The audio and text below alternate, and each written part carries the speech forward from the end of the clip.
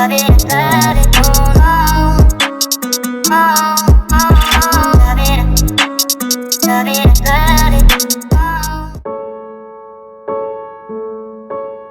and gentlemen, Is It Really Worth It welcomes you today to Wallerton Hall. This amazing, beautiful building was built between 1580 and 1588 by John Smithson. John also built Longleat Hall in Bath and Hardwick Hall in Derby. Some amazing, amazing architecture. But this building is not just a building. This houses T-Rex Titus, the only display of the full T-Rex displayed in Britain for over 100 years. It also houses the greatest display of micro art on earth. Today's podcast, ladies and gentlemen, is with Dr. Willard Wigan, MBE. Dr. Willard Wigan is not just the world's greatest micro artist, he's also one of my closest friends. And we're going to be seeing parts of his life today no one sees. We're going to talk about the ins and outs of the little things, because it's the little things what matter, not just to our lives, but to Willard's life. So ladies and gentlemen, it's a great honour for me to introduce to you today, Dr. Willard Wigan, MBE. Ladies and gentlemen, I'd just like to start our podcast today by mentioning and thanking our sponsors for these podcasts. S&D Paving in Northampton for all of your traffic management, your tarmac, your civil engineering. Safe and Secure Security Northampton for all of your CCTV requirements, your security needs, and Fortune Favours Productions for all of your camera work, editing, media, anything you want doing. Fortune Favours Productions. Thank you. So this afternoon, we have an amazing human being, Dr. Willard Wigan, with me here. Pleasure, Sean. Pleasure. Shall we start at the beginning, Willard? Shall we go with your first little bit and answer us? Yeah. Well, you see, as a child, I had a condition which wasn't diagnosed back in the 60s, which is autism, which was recently, when I say recently diagnosed, I was diagnosed when I was 50. But at that time in school, they didn't understand that I had a learning difference. Because, as you know, not everybody learns the same. Some people learn different, slower, faster. Or some people never seem to learn. And those who never seem to learn are normally get written off. Not because of it's any fault of their own, it's because they're just wired different. That's all. And I was one of these kids. But when I was at school, I wasn't seen as someone that needed. Well, when I was at school, I was one of these kids that was trying to fit in. But it's like trying to go through a hole and you're too big for the hole. Trying to put a square. You're trying to square. You're trying to get in, and they won't. They can make the hole bigger and let you in if they want to, but they decided not to. You stay out there. Yeah. So I'm not allowed in. So I'm knocking at the door to say, look, I need some help. But the teacher would say, no, you stay out there. You are an exhibit of failure, so you'll stay there.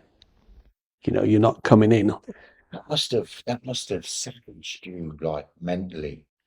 You know, being segregated and kind of forced. You see, the word, I wasn't, what's the word? I was excluded in a mental way. Yeah. Mentally excluded. I'm not really there. You see what I mean? I was sort of, they needed someone to, as an example, and I was that example. That was enough to make me shut down anyway. I realised that I'm not accepted. So I decided to become unaccepted in my own way. And you see, I suppose a lot of the youth going through not being accepted today. Yeah, I mean, is feeling unaccepted.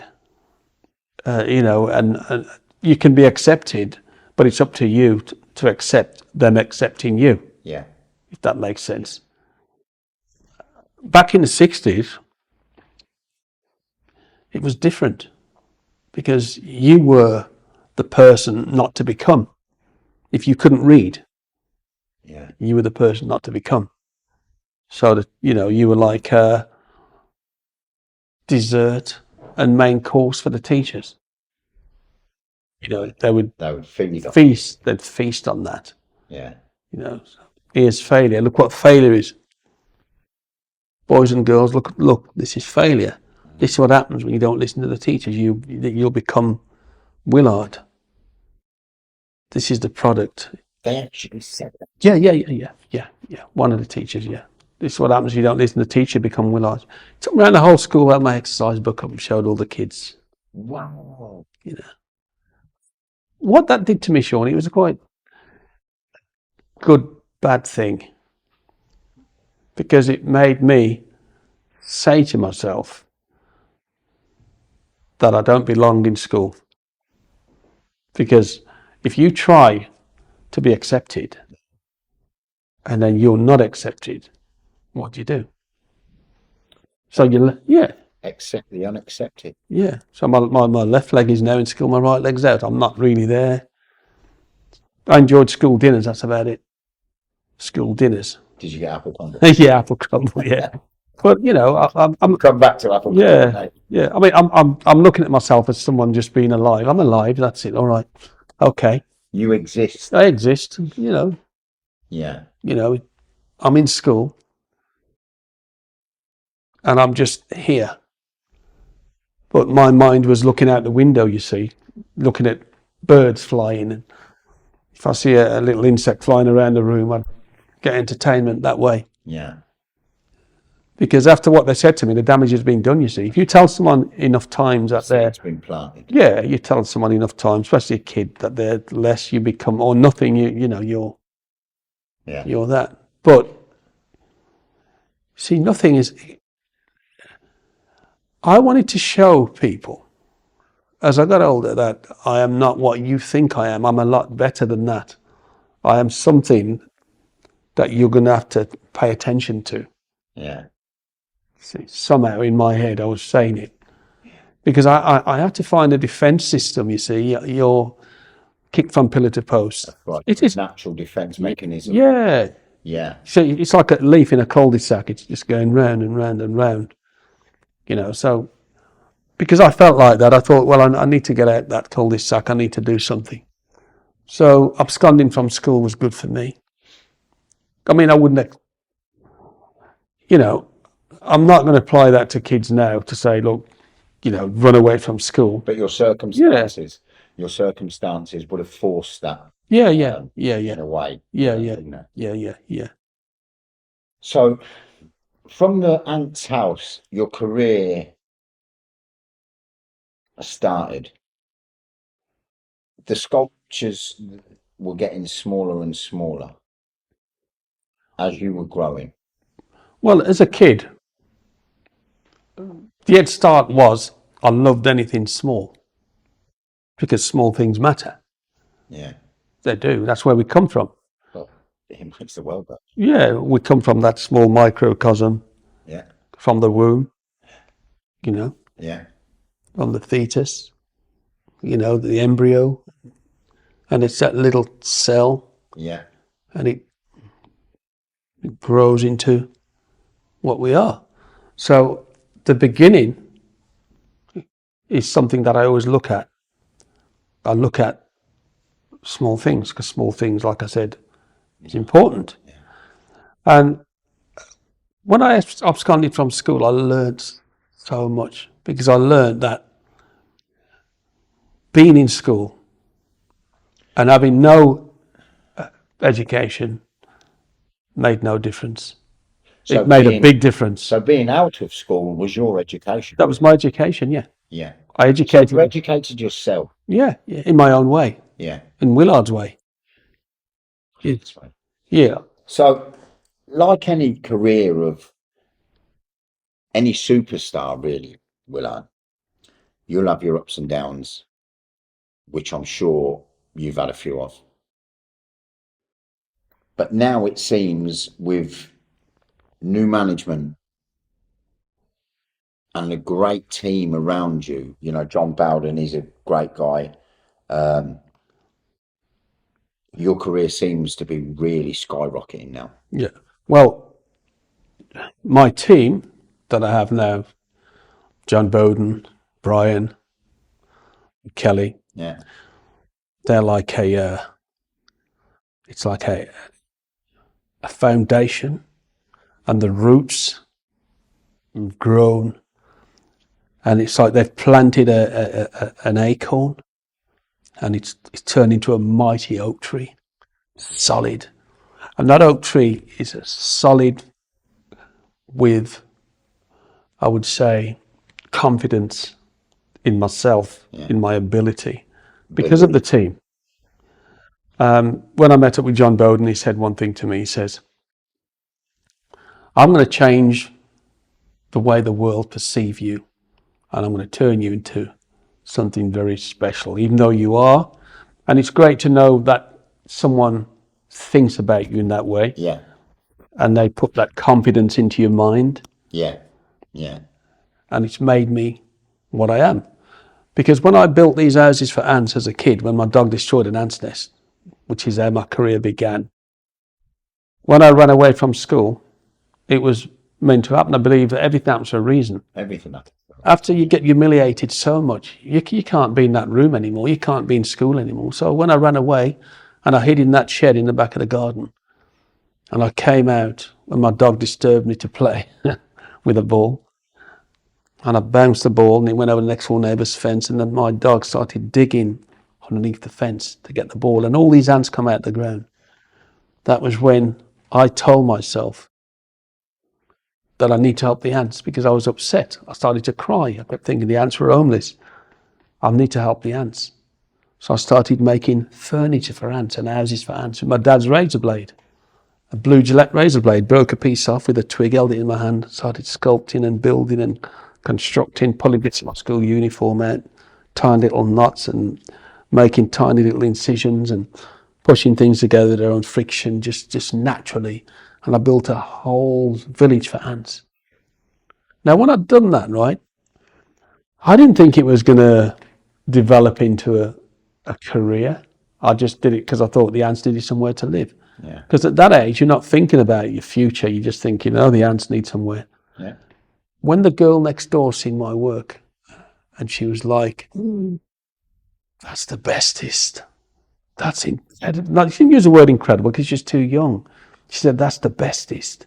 And I heard that word, Sean. It was like being in a shower and each droplet of water washed away all the negativity that was said to me during school. Yeah. So it was like a feeling of encouragement. Yeah. And encouragement's good. When somebody encourages you to do something and you feel as though you can't do it, just say you feel as though you can't. Someone encourages you and you find out because they said you can, you became that. Because it's praise. Yeah. So I told myself that. And belief as well. Yeah, belief, yeah. You know, I told myself I'm going to make something small now.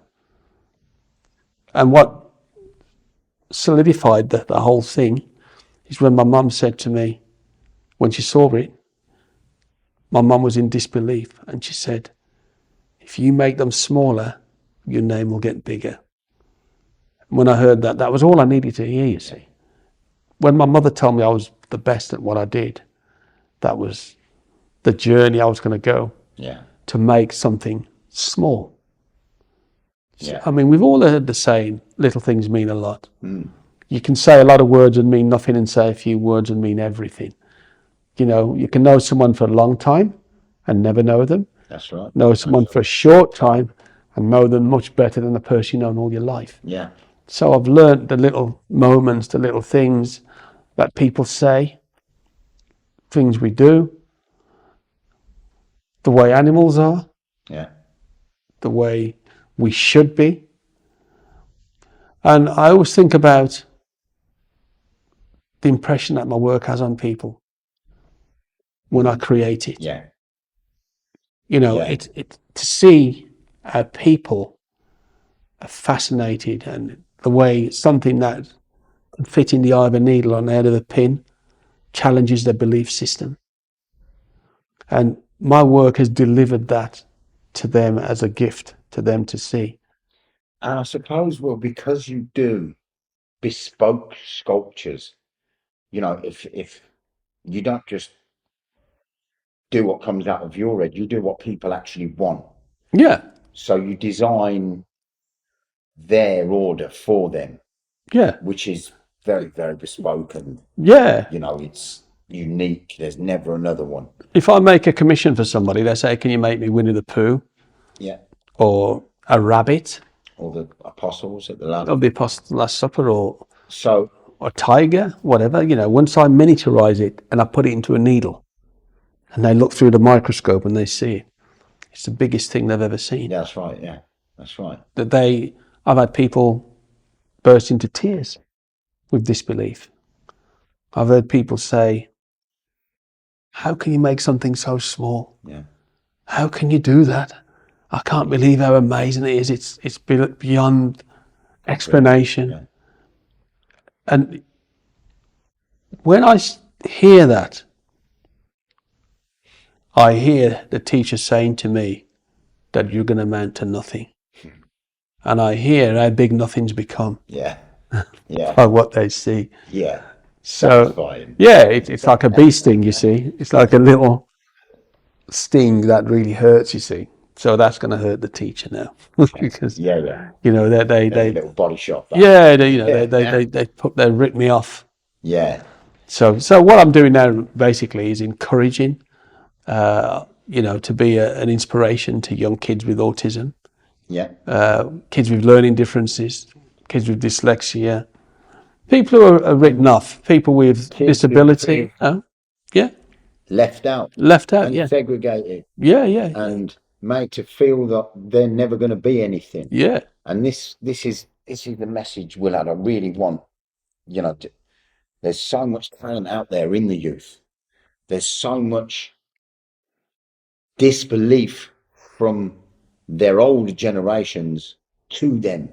Yeah. But they're capable of so much and they don't even know it. Yeah, that's right. You know, so our message has really got to be, surely, believe in yourself. Yeah, that's right. Believe in yourself, you know, get out and do what you want to do, but believe all the time that you can succeed.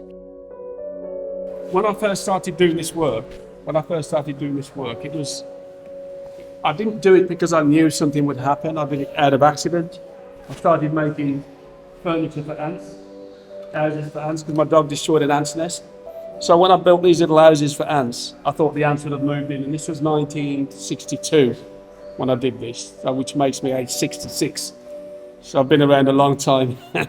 So when I first started doing it, I didn't do it thinking it was going to turn into a career. It was me doing it because I thought the ants would have somewhere to live.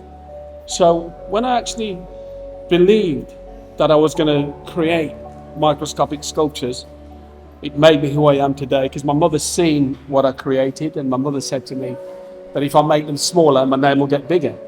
So the journey has taken me here. Now, most of these pieces that you see here, they're all made out of different types of material. Some are made out of gold, some are made out of nylon, some are made out of a grain of sand, like the wood. So when I create the work, I always do it not for myself. I do it for people like yourselves to see. Because I do it because I can, and I do it because I want to express me, I want to express my background, coming from autism. I was told at school that I was going to amount to nothing because I couldn't read or write very well. Autism it's not a problem, it's all I call autism is a learning difference. But sometimes having a learning difference makes no difference. Because when you create work that people are amazed by, then people have to respect what you do. And in return, you know, I'll get satisfaction. Because humanity has a habit of expressing things that they see, or they accept something just because they can see it. And just because you can't see something doesn't mean it doesn't exist. So, because something's a certain size, which I can see, and I do something that you can't see, the one that you can't see becomes a lot bigger because people find it hard to comprehend how small the work is, and having the dexterity to do it, working between my heartbeats, slowing down my breathing, and creating this collection. And the reason I bought this collection here is it's about the planet. It's not just about me, it's about my feeling towards the planet. Because, we're living in a world where the forests are, disappearing. Humanity has a habit of destroying habitats. And there's a lot of little small insects that are beneficial to the world. Bees are important to us. If we see a bee, we don't realise that bee. Some people don't realise how much pollination a bee does. On the tomato plants, there is a one, I think it's a bumblebee, that's it, the bumblebee is the only bee that pollinates tomato plants. And if he didn't do that, there'd be no pizza. So, people need to sort of learn and understand, the difference between size. Just because something's tiny has no significance. My work has been shown at Buckingham Palace. The Queen has one of my pieces. And I'm very proud to say that, what I've done and I've achieved has made me who I am today. Because having autism, it's just given me that understanding that, we should never underestimate. Underestimating is a bad thing in this day and age. I wanted to throw a grain of sand into the sea and create a tidal wave. I wanted to do something that most people would never believe, that something so small would be so big. And it's because it challenges your belief system, because you're looking at something that's microscopic and you're seeing it and you're thinking, well, how has a human being done that? Well, a human being done it out of perseverance, out of, I suppose, being deprived of education. And education, just because you have no education, that doesn't mean to say you don't succeed in life. Because if we have a skill, sometimes people need to see that skill and nurture that skill and bring it out in encouragement.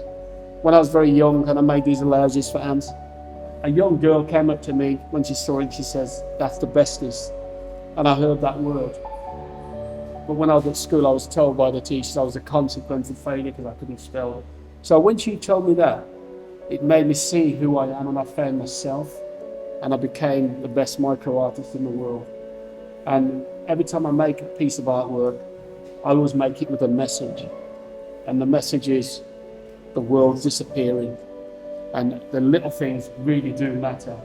And that's what this exhibition's about. And everybody that's come to this exhibition has seen it. They've all walked away with a smile on their face. I had a gentleman come here from the boxing world. And he said, it's a big friend of mine by the name of Wigan. He used to be a sparring partner with Mike Tyson. And he saw my work and he says, "I've never been knocked out until I've seen your work." So that made me realise, what the impact that my work has on people. And it's such a pleasure, to be here. Thank you very much, ladies and gentlemen. Thank you.